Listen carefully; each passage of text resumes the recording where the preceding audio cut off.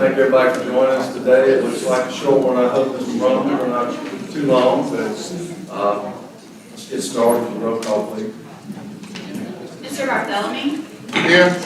Mr. Byler. Here. Mr. Claxton. Here. Mr. Corley is excused. Dr. Fountain. Here. Dr. Goree. Dr. Gray. Here.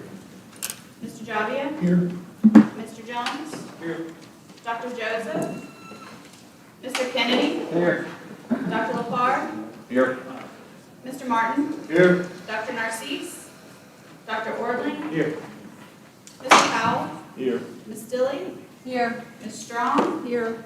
Dr. Boyron. Here. And Dr. Williams is excused. You have a quorum. All right. I'd like to welcome everybody to the SAC meeting. Trying to look around. Do we have any BESI members or legislators to acknowledge today? All right. If not, we do have a group with us, and I'd like to read a little something before we get started. The LSBA Level Up League is operated by the Louisiana School Board Association. It's a year-long training program designed to assist public leaders in honing valuable skills that are applicable to the different roles superintendents have in operating a school system.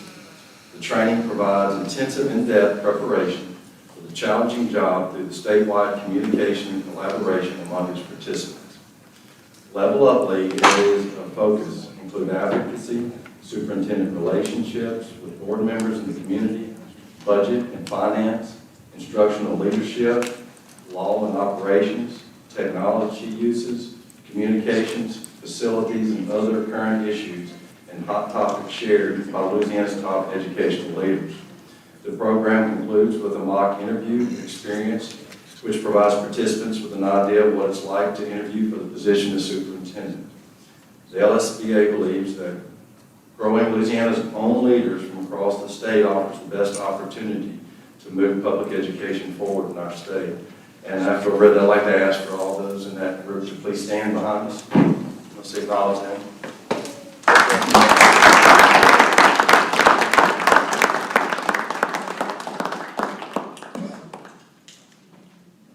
All right, now let's move to the approval of the minutes. We have a motion.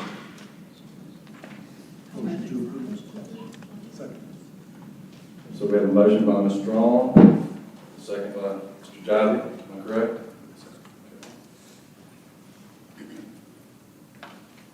We have approval. We have yeas and nays. All in favor? Aye. Any nays? Ayes have it. We have new business, 3.1, consideration of an update report regarding registry apprenticeships. Is that all you, Dr. Roberts? Motion to receive. Who's second? All right. Yes, sir. Thank you. I just want to open up by telling everyone thank you for the efforts that you're taking to staff your schools.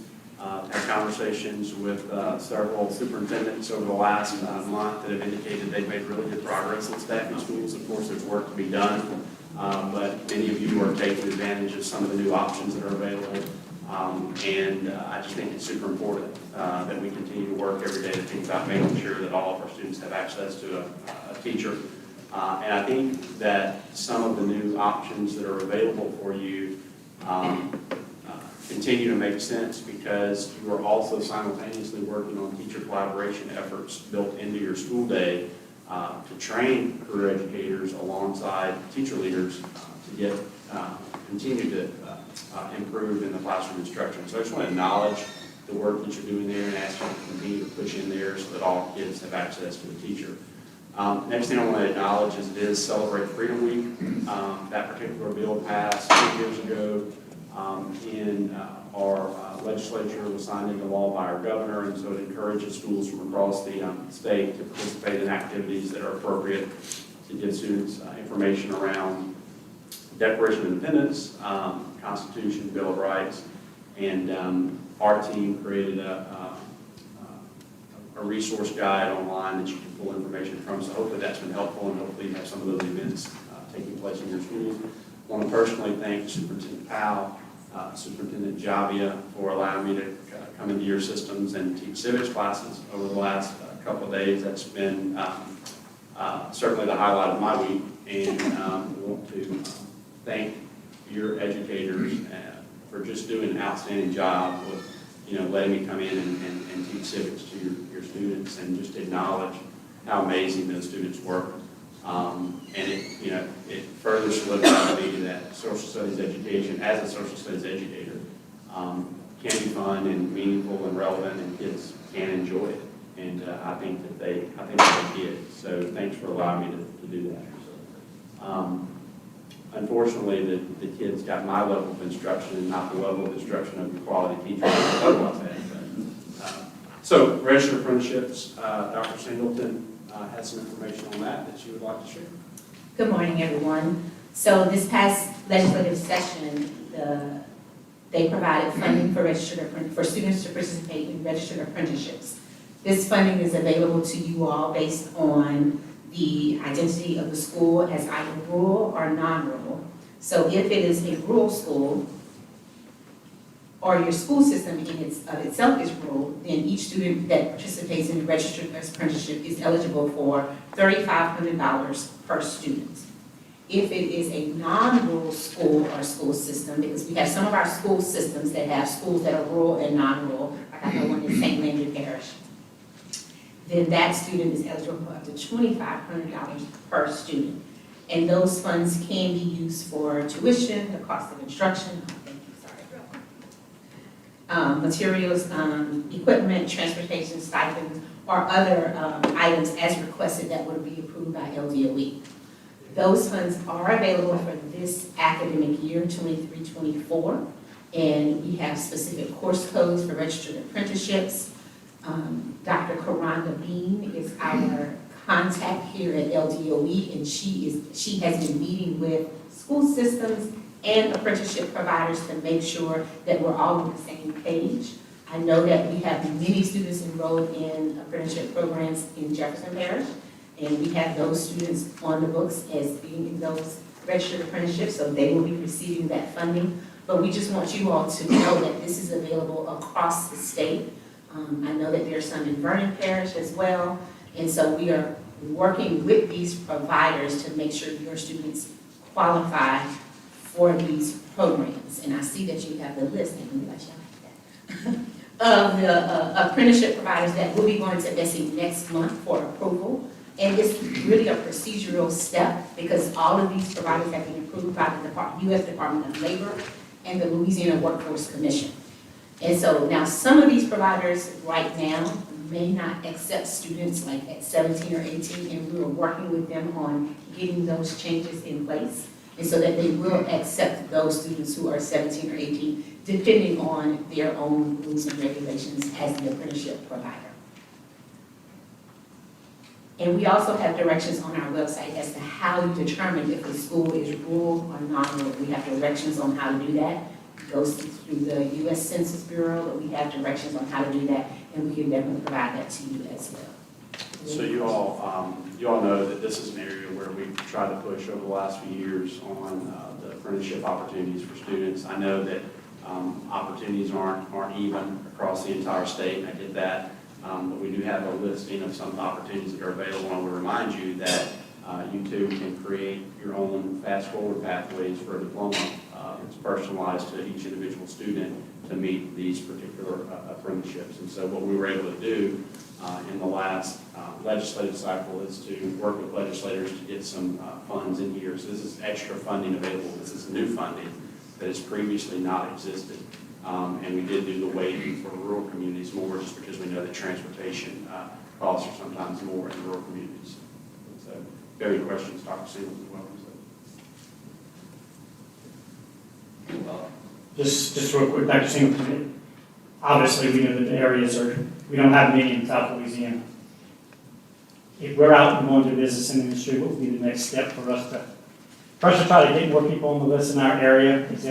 Should they just reach out to Dr. Bean? Yes, I would reach out to Dr. Bean because she has formed that relationship with LWC. They are the ones who actually manage the apprenticeship process, but she is meeting with these particular potential providers to make sure they have all of their I's dotted and T's crossed to become an apprenticeship provider. Yes. Thank you. Thank you.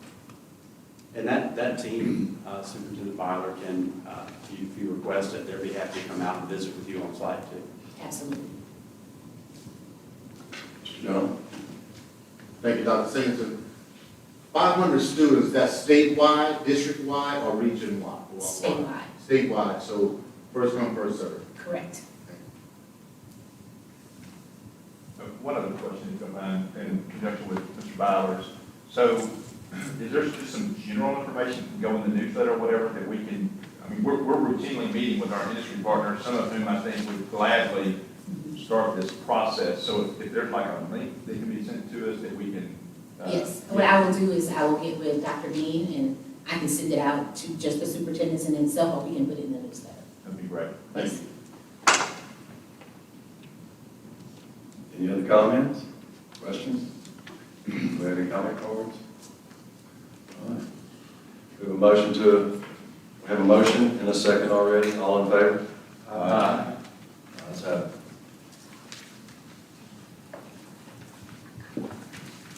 3.2, consideration of updated report regarding ESSER 3 funding. Do we have a motion to proceed?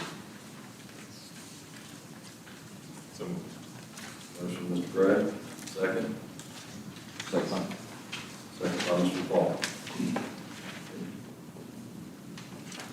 All right, well, we just want to provide an update on the ESSER funding. This is a really important conversation today because you have some timelines that are coming up really quickly for the spend down of a portion of these funds.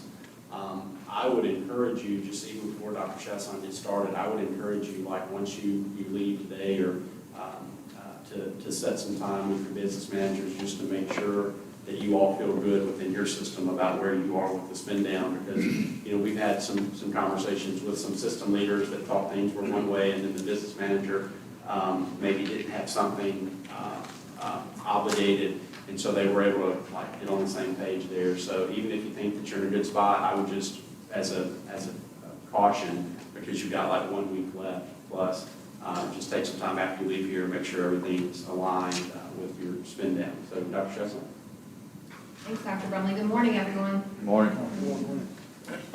So I wanted to talk a little bit today about both ESSER 2 and ESSER 3. Dr. Brumley teed up that the period of availability for all ESSER 2 funds ends next week on September 30th, which means we have one remaining week to really ensure that drawdown of all ESSER 2 funding. This past Tuesday, your business managers and federal program directors received an email that included your current drawdown of ESSER incentive funding. Superintendents, you all will be included in that next update report that we plan to send out to you all tomorrow. Like Dr. Brumley said, it's really come to our attention that sometimes our superintendents think everything is spent, maybe it is all spent, maybe it isn't, and so we want to make sure that everyone is on the same page and you all receive that report. And so tomorrow you'll be included on that ESSER drawdown report. We're asking everyone to please make sure that every effort to spend down your balance occurs by the end of next week for that ESSER 2 funding. This means that all goods and services must be received by that date. To provide for more flexibility, we announced last month that the use of ESSER 2 incentive funds may now be used for any allowable ESSER expenditure. So I'll stop and explain that for just a minute. When we first flowed out and allocated funding for ESSER incentive, which is our ESSER state set-aside, it was done so in different pots around various initiatives. So you may have received X amount of funding for mental health services. We're hearing from a lot of school systems, you may have had a lot of difficulty in spending that funding for mental health. Some folks had trouble staffing maybe the amount of social workers that they originally wanted to see and budgeted for, but you had trouble actually securing all of those employees. If that is the case, that means that you did not draw down all of your ESSER 2 that was specifically for that initiative. You would now have that money remaining. We opened up those flexibilities so that you may now spend it on any allowable ESSER expenditure. You still have one remaining week to make sure that you are coding to ESSER 2 for any allowable ESSER expenditure.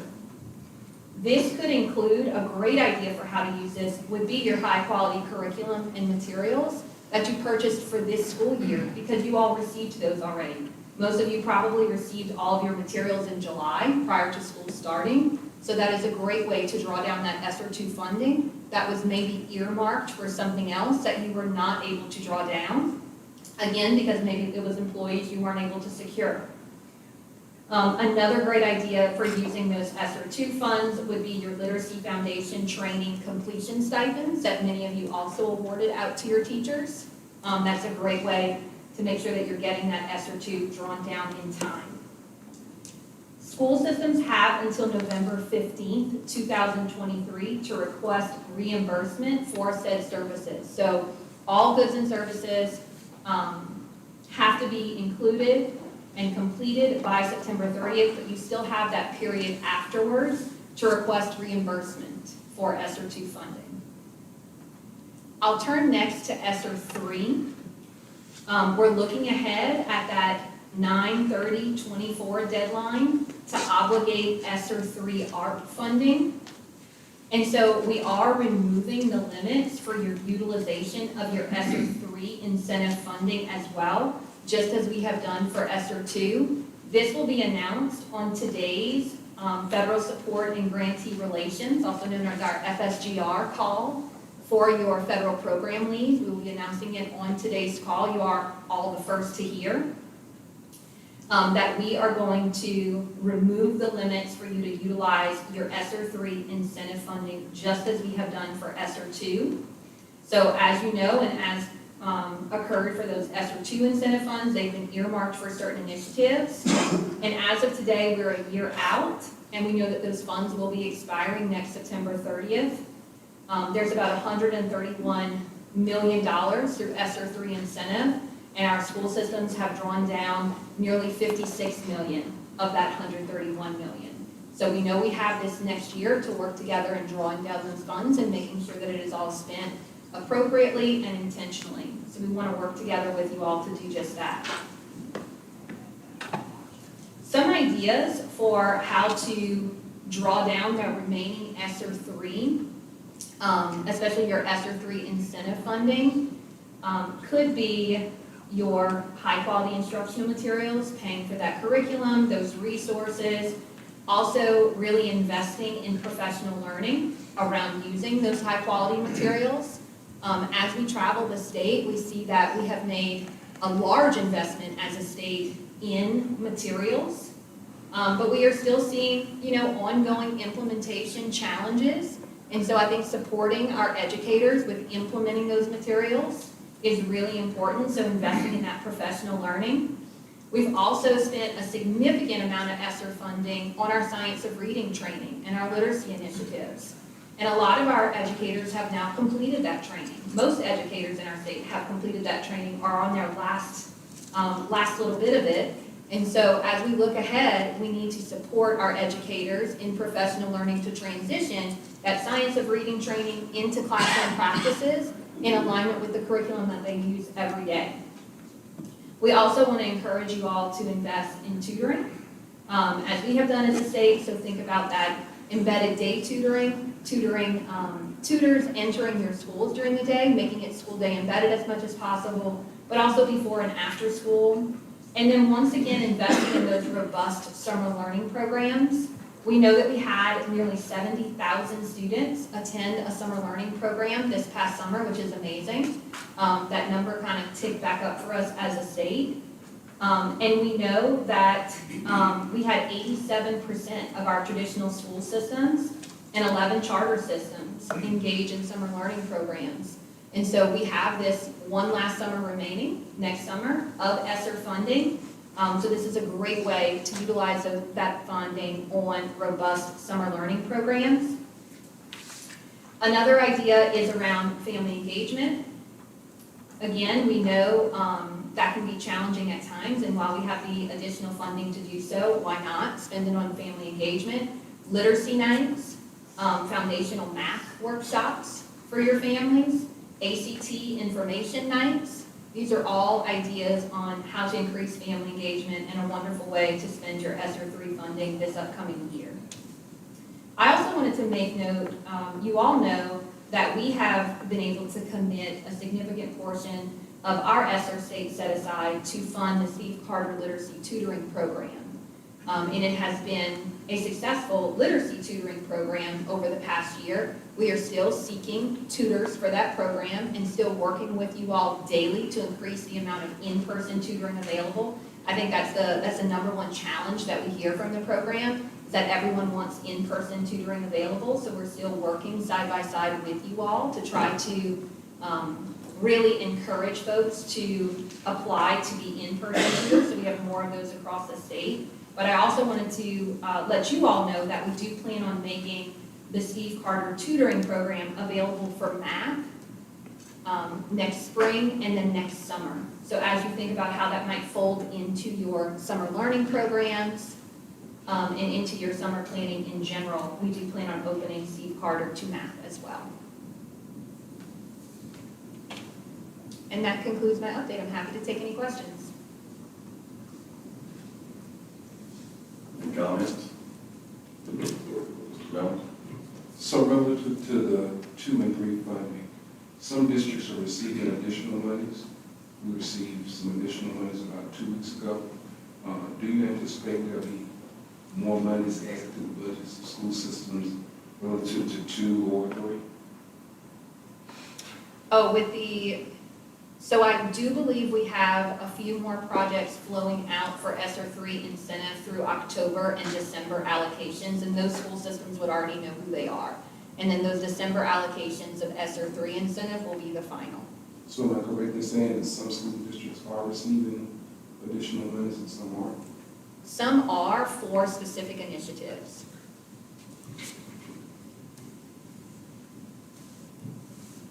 Any other comments? I have one thing, and I want to compliment LDOE and also superintendents and anybody in the room. If you'll remember, during the legislative session, I know a lot of questions were asked and said that we had all this money sitting there and it wasn't being spent down. I watched y'all a few times as you made comments to them that these were allocated, they were already there, but there were groups out there that seemed to look and see that, oh, they have all this money, they're doing things. I want to thank y'all for doing that, and I hope we all continue to share that information, especially with the new legislative session coming, new people coming, they're going to look and see, look at all that money. So let's remind them it's already allocated, and I want to thank you for that. So, we have any public comment cards? All right. All in favor? Aye. No nays? All ayes. 3.3, consideration of revisions to bulletins in response to the legislation enacted by the 2023 regular legislative session.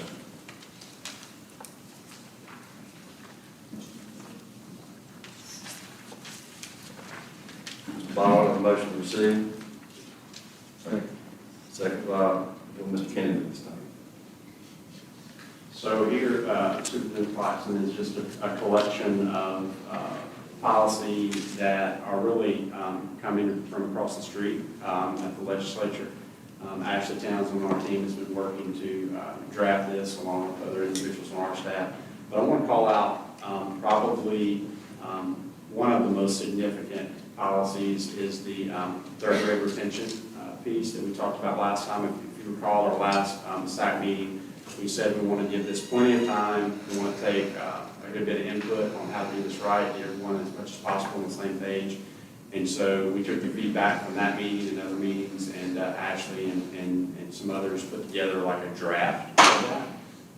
But this is not final in any way. This is not going to the next BESI meeting. This is still very much open for our consideration of what we still might need to do to adjust and tweak. So don't get nervous about thinking this is the final form. This is just us putting the first draft on paper before it's all reviewed together. So just want to lead with that and turn it over to Ashley to move forward. Thank you, Dr. Evans. Good morning. Morning. So Several meetings ago, this group asked that we start bringing policy to you earlier in time to get not just feedback, but input as we develop. So that's what we're really attempting to do with this item, bring you policies that are in different stages of development, planned for board consideration, not for a little while, but a time to get your initial thoughts and feedback. If you have people on your teams in your districts that you would like to set up a call with us and take back and give us some additional input, we are happy to set that up and talk through. We just really want to make sure that we get things right and we're able to make use of your perspective and expertise as we develop with this. So the first set that I wanted to share with you, Act 422, this is the one that Dr. Chesson talked with you about several months ago, and this is the third grade retention. So you have a very initial rough draft there. This essentially will apply to the students who are in second grade right now. Next year, when they're third graders, is the year that they may be retained at the end of that year if they're not on level. So there are a list of several good cause exemptions that would apply to students. Several considerations, they'll get screened toward the end of the year, we're recommending April, and then they have to have, if they're below level, 2 additional opportunities to achieve a passing score after that. So if you screen around April, that gives you a chance to do one again before the end of the school year, then perhaps some summer remediation intervention, and then one again at the end of the summer. So that screening will happen. If they're still below level, then they need to be screened for dyslexia. And at that point, you'll be ready to make a decision about retention. The good cause exemptions are here. Page 16 is the actual policy. Thank you, yes. And again, this is a very rough draft. Again, we're still talking through lots of different things. It's actually changed since we turned in this draft to you all, as we're still working internally and with partners to make sure that we incorporate everything that needs to be incorporated. But we'll have those decision points for promotion for good cause. It'll be initiated by teacher or SBLC level, bringing documentation that suggests that a student meets one of these good cause exemptions. The principal will review that, talk to the parents, and if they still feel like promotion is in order, they would make a recommendation to you all, and then you would be the final decision maker as far as whether that student should be promoted for good cause or retained in third grade. Students who are retained in third grade need to receive specific supports that next year, including instruction in that reading block and 30 minutes a day of intervention. And we want to see those strategic interventions based on the science of reading and foundational literacy. And then students who are promoted for good cause to fourth grade, that's one conversation we're still having. What about those students? What supports should be in place for those students who are reading below level? And there may be other issues at play and other things that we're doing, but should there be additional supports in fourth grade for those students that we determined they really shouldn't be retained, but they need some support to make sure that they're reading on level? So I don't know if you all had a chance to review this ahead of time. I'm very interested in your initial thoughts, or even just as you think, if you haven't had a chance to review it yet, as you think through this in the big picture, is there anything that you want to be sure to consider or initial questions or concerns that you have? It's Ashley. Section 701(2)E. When you look at one of the exceptions, it says students receiving reading intervention for 2 more years, score at least lowest achievement levels, not meeting exceptional criteria, which previously retained twice. There are situations where a student may struggle first or second grade years, score well below. That student may be placed, let's say, in third grade with additional intensive assistance and scored again low. So you would retain them the third grade year once. But the way it's written, if they still continue to track on that low track, would we retain that student again a second time, or would it be more appropriate to amend it to say retained at least 1 year? Because in that particular case, I'll be happy to follow up with you after. But I think in that particular case, it could set a precedent of a student being retained twice in third grade when they had received intensive assistance second and third. Thank you. All right, any other initial thoughts, concerns, things you want to make sure we consider? And Ashley, they can just reach out to you, Absolutely. Ashley Please do. Hopkins. It's actually not counted. The second item is in the same section, or the same bulletin, 1566, just a section over, so you might need to flip the page. This relates to Act 458 from this year. This expands accelerated instruction. So previously, this is for students in grades 4 through 8 who scored below mastery on LEAP.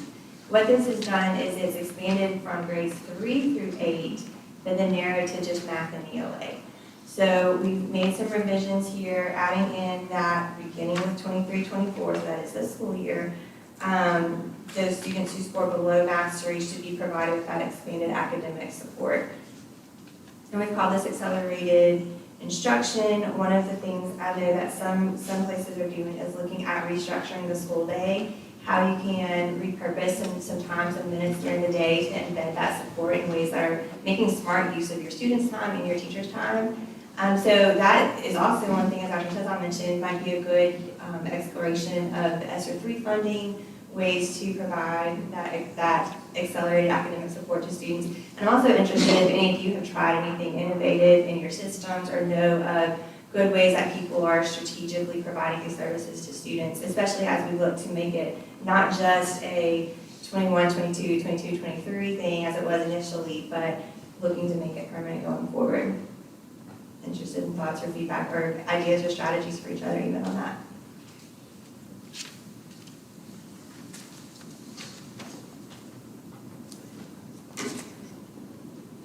And then the third on this slide, Act 266, relates to the screening and diagnosis of dyslexia. Just a verbal update for you all. This is supposed to happen in the spring of this school year, but we did want to provide an update. This is going through an RFP process right now for the dyslexia screener.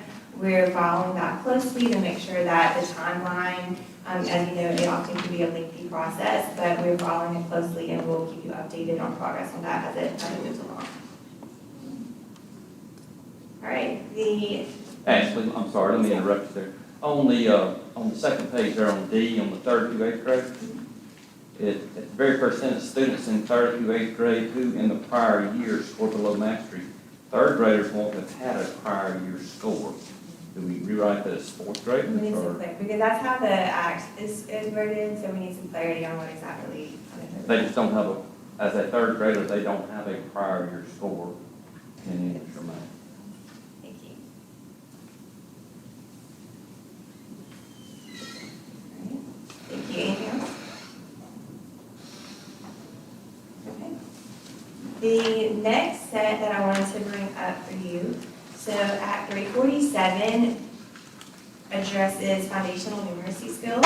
So just as Act 260 required professional development and foundational numeracy for current teachers or for all teachers, and that was that set of policy that you looked at last time. This one addresses teacher prep. So this is looking at adjusting the teacher preparation competencies that are housed in Bulletin 746 to include foundational numeracy.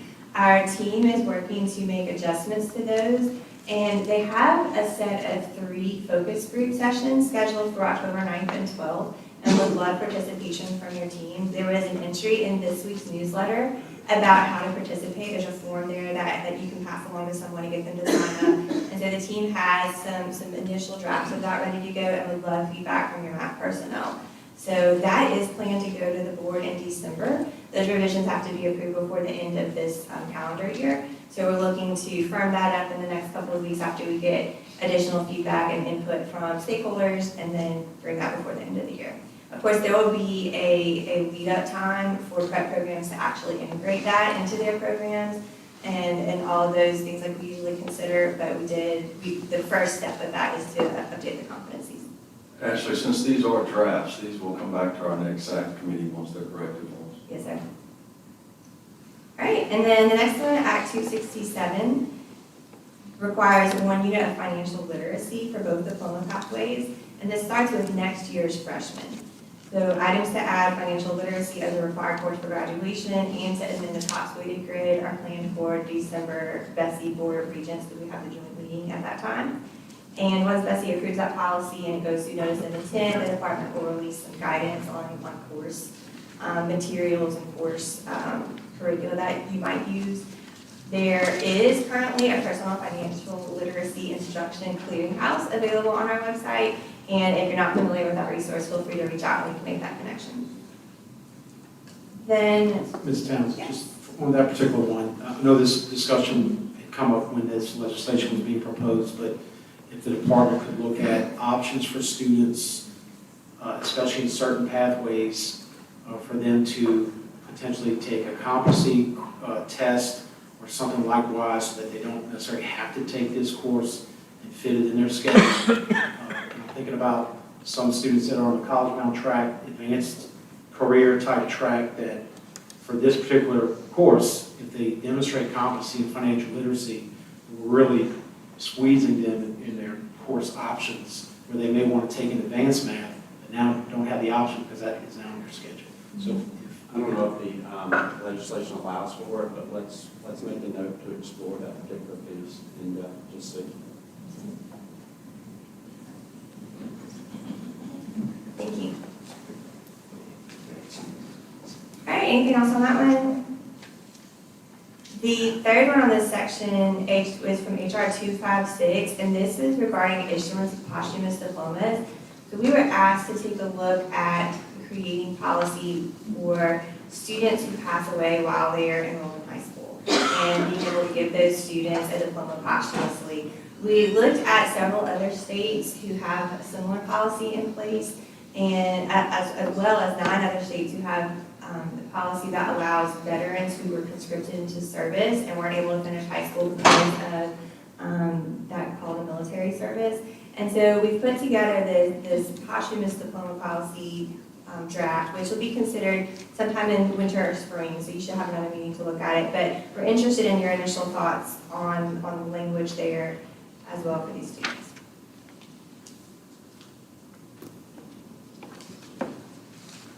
But it is good, if it begins this year, that can be done, even though it's not coming in the spring. Until spring. Because it could be January, I suppose, or, just, we wanted to look at it. We've had several groups look at it already. We're interested in your thoughts and feedback. And then we can, if you need. Okay. And then the last item I wanted to bring up is regarding third-party evaluators. So this is an issue where if you have a group who contracts with your system to provide teachers who provide instructional services, the evaluations for those teachers may be conducted by their employers, not by the school that they're teaching in. And that's been an issue for some educators when they go to renew their certification. They didn't have Compass evaluations. They had evaluations from their employers because that's who employed them. And so Act 63 from this year allows for those evaluations to count towards certification renewal, which will be very helpful for a number of educators. There is a process that has to be put in place, so we have to put together a process for those providers or evaluators to be approved by BESI. So we're working through that process right now. It's being developed. BESI will have a chance to approve the process and then approve that first set of evaluators whose evaluations of teachers can count towards certification renewal. We are planning for those evaluations to include an observation instrument, use of an observation in the evaluation, some form of student achievement data, a rubric, a scale, assignment of a final score. So those essential components are planned to be included in evaluations that will count towards certification renewal. But we did want to update you on that as well and kind of give you some context for that issue. And we did, in the revisions to 746 that went to the board in August, we went ahead and made the pathway for those evaluations to count for certification renewal, but the part that's outstanding still is the part that provides for how those evaluators would be approved by BESI and what elements would be included in that evaluation process on their end. Okay, and again, feel free to reach out, Ashley.Townsend, if you have any questions or if you want to put me in touch with someone in your district who would like to give input on this. I'm more than happy to sit down and talk through these drafts as they continue development. Any comment? We have any comment? Before we vote, just a reminder, this is received for information purposes only. Our next meeting will be November 16th, hoping to see whatever corrections we send to Ashley or we have a discussion then. So all in favor? Nay? Ayes have it. Before we dismiss, just two comments I'd like to make. Number one, please remember saying Helena and Kelly in your prayers along with West Baton Rouge. Just one blank, Challenge. Just please remember them, they've been through a lot. I hope that none of you go through that. I don't want to, so just remember that. Also, thank you for what you do, for coming to these meetings. I know it takes a lot of time and effort, and you get in trouble for being home, not at your home place. But thank y'all, and I want to thank you for what you do for the kids in the state of Louisiana. So, thank you, Dr. Burns. Everybody has a great day. Don't dismiss. Bells ringing. Bye.